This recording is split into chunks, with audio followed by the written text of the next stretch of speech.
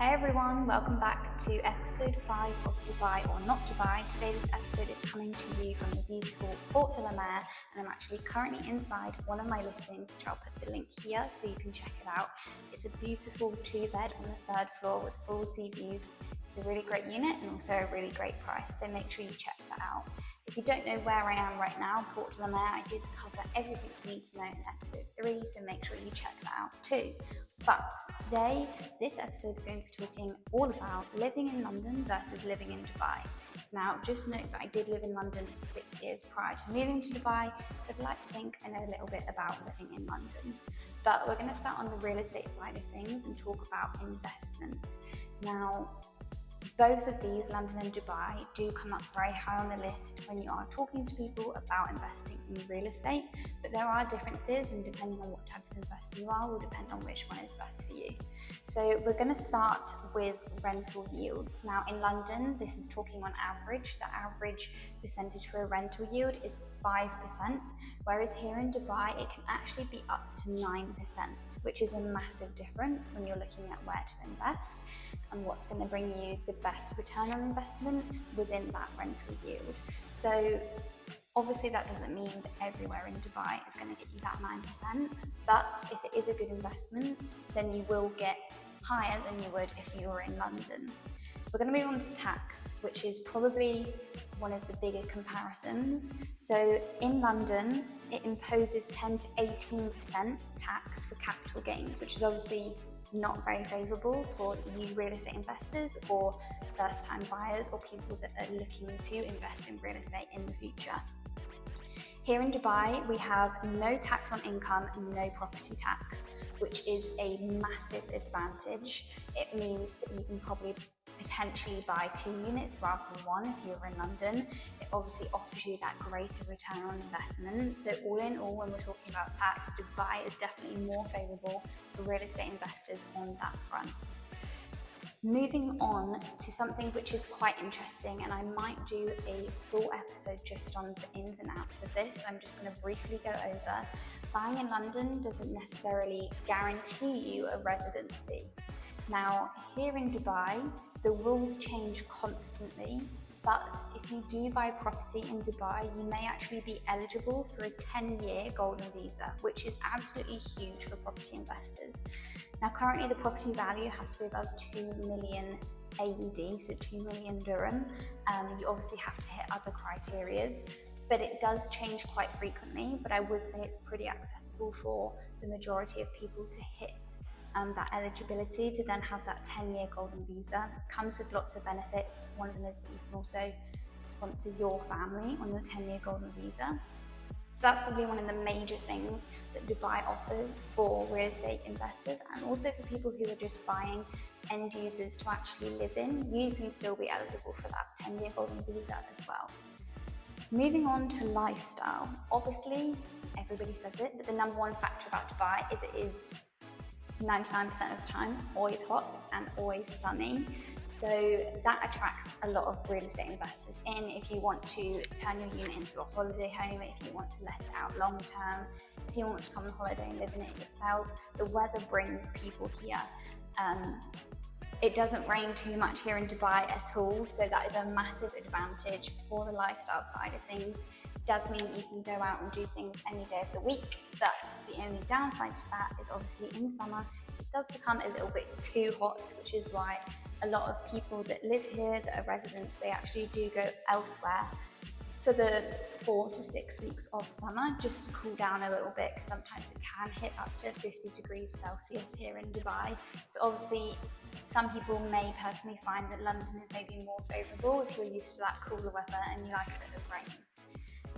Something else that is a number one factor for lifestyle in Dubai is you never run out of things to do. Dubai is always coming up with new things, new pop-ups. There are thousands and thousands of restaurants.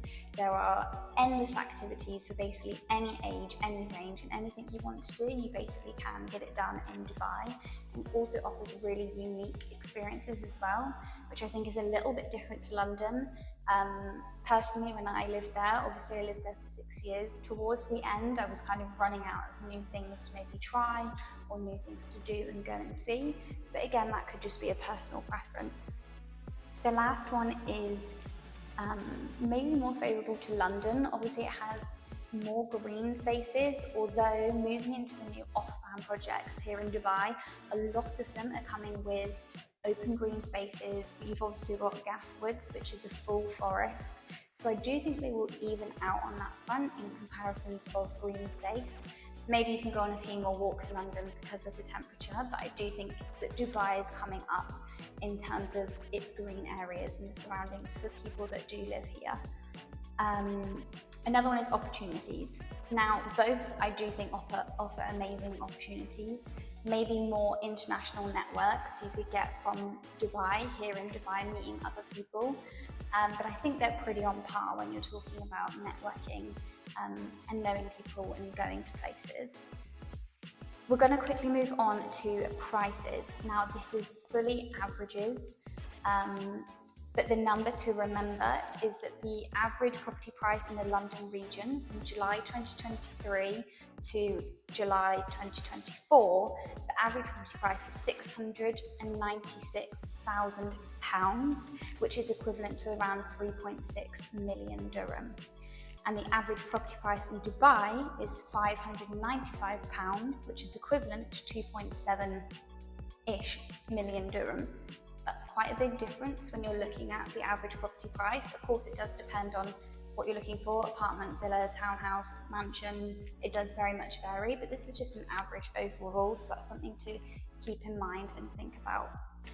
The last thing, which is really important, obviously everything that's happening in the UK at the moment, there is little uncertainty maybe in the property ladder and in everything else that's going on. Here in Dubai, something that is amazing is the rulers of Dubai have come up with a concept called the 2040 plan of Dubai. This is basically what they envision and what they're going to make happen by 2040 for everybody that lives here to make Dubai a better place, if it isn't an amazing place already. So in this Dubai 2040 plan, they're actually going to grow the population from 3.3 million people all the way up to 7.8 million people. That should ring amazing alarm bells in investors' heads to think that there is going to be a greater influx of people coming in. All of these people are going to need somewhere to live. So before 2040, obviously thinking ahead, now is the time to buy in places like Port de la Mer and other places that are currently doing well but still have progression. That's a really important factor to remember. The increased length of beaches between now and 2040 is going to be increased by 400%, which is a massive number. 55% of people will live within 800 metres of public transport. If you haven't been to Dubai, the majority of people do drive, but they are bringing in new metro lines so it's more accessible and more bus routes. So this is going to be amazing to connect the city a little bit more. And lastly, they're going to increase the green and recreational areas by 105%. Obviously, I briefly touched upon that earlier. All of these new off-plan projects that are launching, that all come with amazing green spaces, parks, pools, all of the normal things, but they're just adding more to give you that diversity, to also being close to the beach, being close to the water. So it's kind of giving you an overview of everything. That's kind of all from me today. I am going to do another podcast on the Palm Jumeirah and all of the man-made islands, which is going to be a really interesting one, so make sure you watch that soon. And if you have any questions, feel free to reach out. I'm more than happy to give you some advice and guidance, and we can go from there. But if not, make sure you like, share and subscribe.